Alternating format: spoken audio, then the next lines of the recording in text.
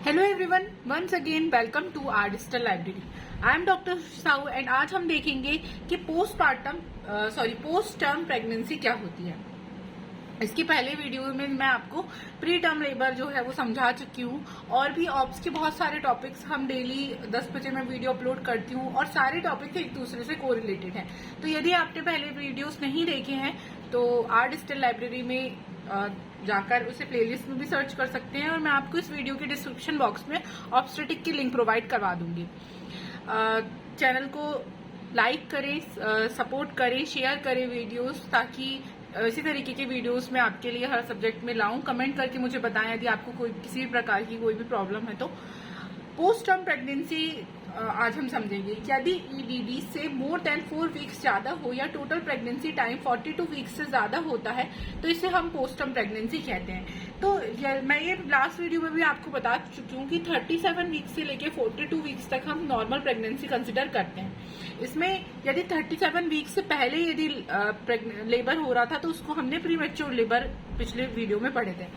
अब इसमें क्या हो रहा है, यदि ईडीडी मतलब एक्सपेक्टेड डेट ऑफ डिलीवरी से 4 वीक ज्यादा हो रहे हैं या फिर टोटल प्रेगनेंसी का टाइम 42 वीक से ज्यादा हो रहा है तो उसे हम पोस्ट टर्म प्रेगनेंसी कहते हैं। अब ये बताइए कि ईडीडी क्या है, एक्सपेक्टेड डेट ऑफ डिलीवरी। अब ये एक्सपेक्टेड डेट ऑफ डिलीवरी क्या है तो इसको हम कैसे कैलकुलेट करते हैं। Expected date of delivery is equal to last menstrual period plus 9 months plus 7 days. यानी फॉर एग्जाम्पल कोई आपके पास लेडी आई, उससे आपने पूछे कि आपका लास्ट मेंस्ट्रुअल पीरियड क्या था, उसने बताया कि 1 जनवरी 2023 को मेरा पीरियड्स आए थे लास्ट बार। अब 1 जनवरी उसकी लास्ट मेंस्ट्रुअल पीरियड डेट हो गई। यहां से हम 9 मंथ काउंट करेंगे, जनवरी से फरवरी, मार्च, अप्रैल, मई, जून, जुलाई, अगस्त, सितंबर, अक्टूबर। यानी 1 अक्टूबर 2023 उसकी क्या हो गई डेट, प्लस इसमें हम 7 डेज काउंट कर देंगे तो 8 अक्टूबर 2023 उसकी एक्सपेक्टेड डेट ऑफ डिलीवरी है।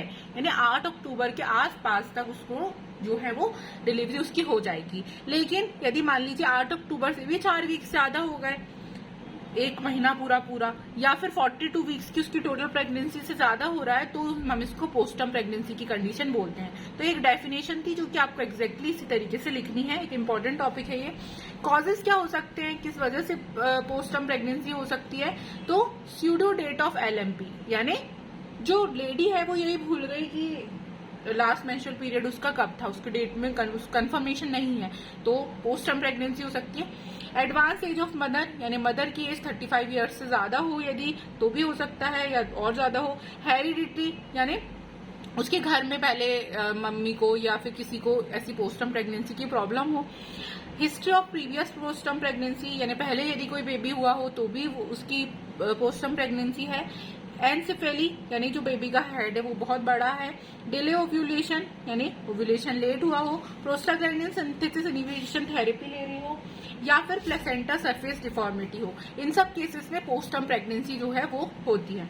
हम इसको डायग्नोस कैसे करेंगे कि ये कंडीशन जो है वो पोस्ट टर्म प्रेगनेंसी की है, तो वेट लॉस या स्टेबल वेट। यानी जनरली हम देखते हैं कि अराउंड प्रेगनेंसी में जो लेडी है उसका वेट बढ़ता है। ओवरऑल 9 मंथ तक पूरे 11 किलो तक वेट बढ़ जाता है। लेकिन यदि प्रेगनेंसी फुल टर्म में चल रही है और उसका वेट लॉस हो रहा हो या फिर वेट बिल्कुल भी नहीं बढ़ रहा हो तो हमको यहाँ पर समझना है कि पोस्ट टर्म प्रेगनेंसी की कंडीशन जनरेट हो सकती है। सेकेंड, एब्डोमिनल ग्रोथ जो है वो बढ़ रही हो। Appearance subside of false pain and continue pregnancy, यानी फॉल्स पेन भी उसे नहीं आ रहे और प्रेगनेंसी फिर भी कंटिन्यू है।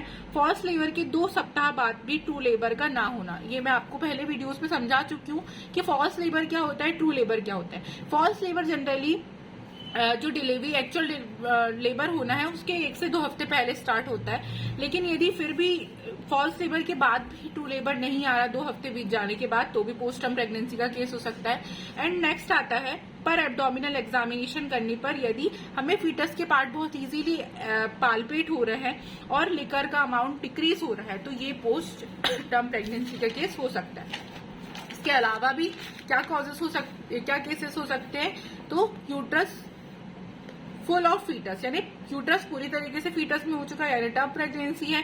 फीटस हेड हार्ट पर विजाइनल एग्जामिनेशन में हमको फीटस का हेड फील होने लगे। सर्विक्स जो है राइब्ड और अनराइब्ड है, ये हमें चेक करना है। ये भी मैं प्रीवियसली वीडियो में आपको समझा चुकी हूँ कि हम कैसे चेक करेंगे कि राइपन सर्विक्स है। यदि सर्विक्स टच करने पर लिप्स के जैसा हमें लिप्स जितना सॉफ्ट फील हो रहा है तो सर्विक्स राइब्ड है, और यदि नोज के टिप जितना फील हो रहा है तो मतलब अनराइब्ड सर्विक्स है। एंड हार्ड स्कल बोन, इन सब ये सारी चीजें हमें देखनी है। इससे हम डायग्नोज कर सकते हैं कि ये pre term post term maturity का केस है या फिर नहीं है। देन इन्वेस्टिगेशन हम क्या करेंगे, तो अल्ट्रासाउंड करवाएंगे। देन एक्सरे, इसमें क्या होता है कि density and thickness of bone देखी जाती है। ऑसिफिकेशन देखा जाता है, जैसे कि अपर एंड ऑफ टीबिया जो है वो 38 से 40 वीक्स में ऑसिफाई हो जाती है। लोअर एंड ऑफ फीमर जो है वो 36 से 37 वीक्स में ऑसिफाई हो जाता है। यानी यदि एक्सरे में हमें ये सारी कंडीशन दिख रही है तो हमें अंदाजा लग जाएगा कि ये बेबी जो है वो 37, 38, 39, 40 इतने वीक्स के आसपास का है।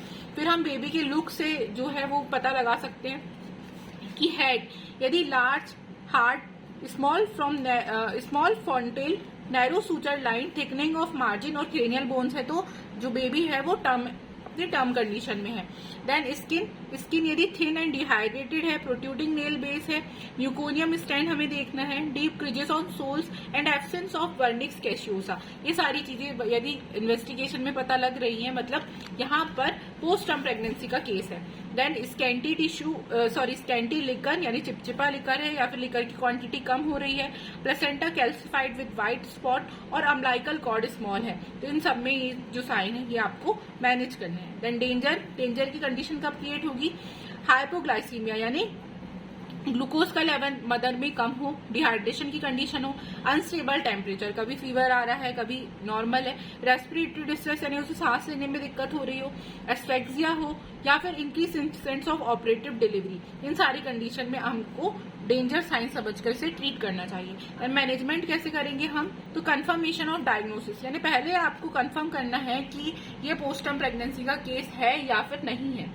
बिना कंफर्म किए आप कोई भी यहाँ पर आगे केसेस नहीं सॉल्व कर सकते। देन यदि अनकॉम्प्लिकेटेड है, अनकॉम्प्लिकेटेड केसेस में हमें क्या करना है, यदि सर्विक्स राइट हो चुकी है यानी हमें सॉफ्ट फील हो रही है तो वहां पर हम आर्टिफिशियल रप्चर ऑफ मेम्ब्रेन कराते हैं। आर्टिफिशियल रप्चर ऑफ मेम्ब्रेन मतलब हम किसी भी तरीके से पंक्चरिंग करके मेम्ब्रेन को रप्चर कर देंगे with electronic monitoring. Electronic monitoring के साथ यदि लिकर क्लियर है यानी एकदम साफ है तो वहां पर हम ऑक्सीटोसिन की सपोर्ट से वेजाइनल डिलीवरी जो है वो करवा देते हैं, क्योंकि बेबी यहाँ पर हो नहीं रहा है अपने तो हमें इंड्यूस करवाना पड़ेगा। लेकिन यदि म्यूकोनियम स्टेंड है यानी म्यूकोनियम मतलब होता है यदि बेबी ने स्टूल पास कर दिया या फिर कोई भी फाउल स्मेलिंग हमें लिकर में दिख रही है तो वहां पर हमें सिजेरियन सेक्शन करना है, वहां पर हम नॉर्मल वेजाइनल डिलीवरी नहीं करते। देन यदि सर्विक्स, दूसरा केस यहाँ पर जनरेट होता है यदि सर्विक्स अनड्राइव्ड है तो यहाँ पर हम इंसर्शन ऑफ प्रोस्टाग्लैंडिन करेंगे 6 to 8 आवर्ली। प्रोस्टाग्लैंडिन क्या करेगा, सर्विक्स को राइव कर देगा, फिर हम आर्टिफिशियल रप्चर ऑफ मेम्ब्रेन करके आगे की प्रोसेस यहाँ इसी के जैसे सेम होगी। देन कॉम्प्लिकेटेड, यदि कॉम्प्लिकेशंस है तो वहां पर सर्विक्स फेवरेबल है, पर वेजाइनल एग्जामिनेशन से आप चेक करेंगे। यदि सर्विक्स इतनी फेवरेबल है कि वो आर्टिफिशियल रप्चर ऑफ मेम्ब्रेन सह ले तो वहां पर हम इसको आर्टिफिशियल रप्चर ऑफ मेम्ब्रेन करके आगे की प्रोसेस सेम करते हैं। और यदि सर्विक्स अनफेवरेबल है यानी वो किसी भी प्रकार की कंडीशन को नहीं झेल पा रही है तो वहां पर हम फिर डायरेक्टली सिजेरियन सेक्शन करते हैं विदाउट एनी डिले।